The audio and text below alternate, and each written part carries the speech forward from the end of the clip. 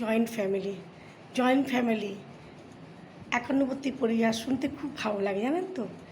একান্নবর্তী পরিবার আগেকার দিনে প্রায় সবাই একসঙ্গেই থাকতো, একসঙ্গে সব ভাইয়েরা থাকতো, সবাই থাকতো একসঙ্গে, কত আনন্দ হতো।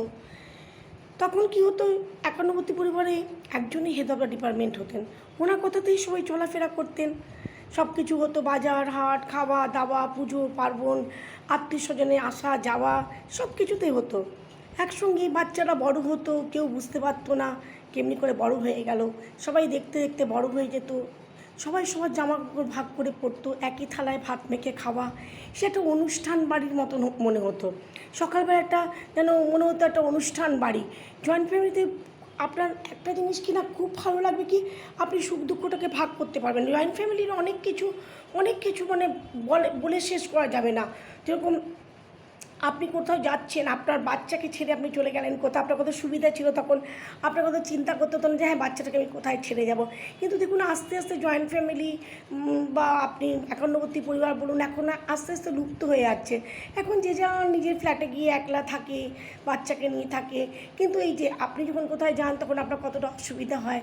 হ্যাঁ, এখন তো বাচ্চারা অন্যত্র চাকরি করতে চলে যাচ্ছে, তারাও ওখানেই থাকে।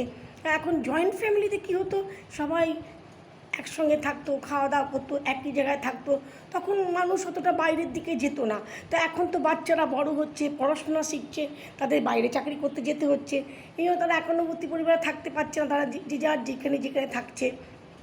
জয়েন্ট ফ্যামিলি থেকে বাচ্চারা অনেক কিছু শিখতে পেরেছে, কারণ বন্ধুত্ব থেকে শুরু করে আদর, আত্মীয়তা, সম্মান করা, মানুষের সঙ্গে কথা বলা, ওঠা বসা, চলাফেরা, সব জিনিসকে নিয়ে চলতে শিখেছে। সবার সুখ দুঃখে পাশে দাঁড়ানো, সব কিছু শেখা যায় জয়েন্ট ফ্যামিলিতে। কিন্তু হ্যাঁ, আজকাল আস্তে আস্তে আস্তে আস্তে দেখা যাচ্ছে যে মানুষের মধ্যে থেকে এই যে একসঙ্গে থাকা একান্নবর্তী ভাবটা, একান্নবর্তী সেটা আস্তে আস্তে চলে যাচ্ছে। দেখুন যখন পুজো পার্বণ হয়, সবাই সবার আত্মীয় স্বজনরা বাড়িতে আসে, কত আনন্দ, কত মজা, কত উৎসব, কত না বাড়িতে একটা হই হই হই হই লেগে থাকে।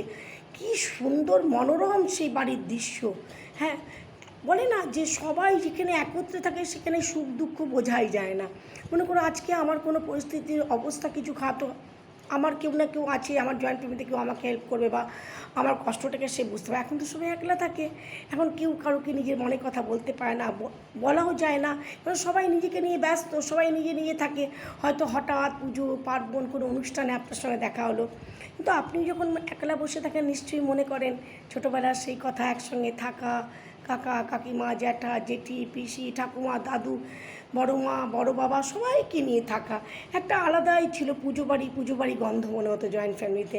যেমনি একটা আমাদের দুর্গাপুজো ধুনুচিনাস ছাড়া সম্পূর্ণ হয় না, সেমনি জয়েন্ট ফ্যামিলি ছাড়া কখনোই বাড়ি হতে পারে না, জানেন তো।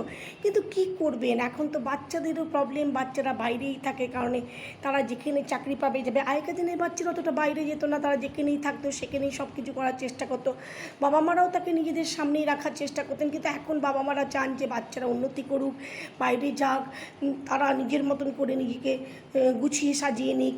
এই জন্যই জয়েন্ট ফ্যামিলিতে থাকতে গেলে আপনাকে অনেক কিছু দেখা যেত, যে আপনি দেখতে পারতেন, অনেক কিছু শিখতে পারতেন। জয়েন্ট ফ্যামিলি আমাদের একটা আলাদাই মাধুর্যতা ছিল, একটা বলে না আকৃষ্ট ভাব, একটা হৃদয়ের মিল যে বলে না, হৃদয় মিলটা ওই জয়েন্ট ফ্যামিলিতে থাকতো। এখন আস্তে আস্তে আস্তে আস্তে দেখবেন মানুষ দূরে হয়ে গেছে, দূরে হওয়ার পর থেকে অতটা মানুষের মধ্যে টান ভাবটা যে হয় না, একটা টান, যেটা পারিবারিক একটা যে টান, সেটা আস্তে আস্তে মানুষের থেকে চলে যাচ্ছে।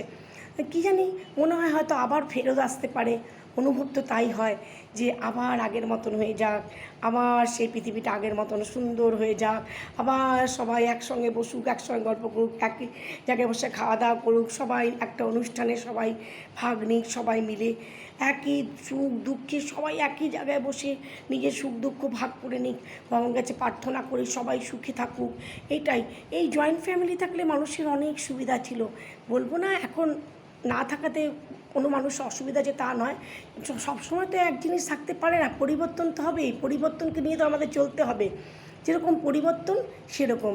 তো জয়েন্ট ফ্যামিলির একটা সুন্দর আলাদা ছিল, এটাই বলার ছিল।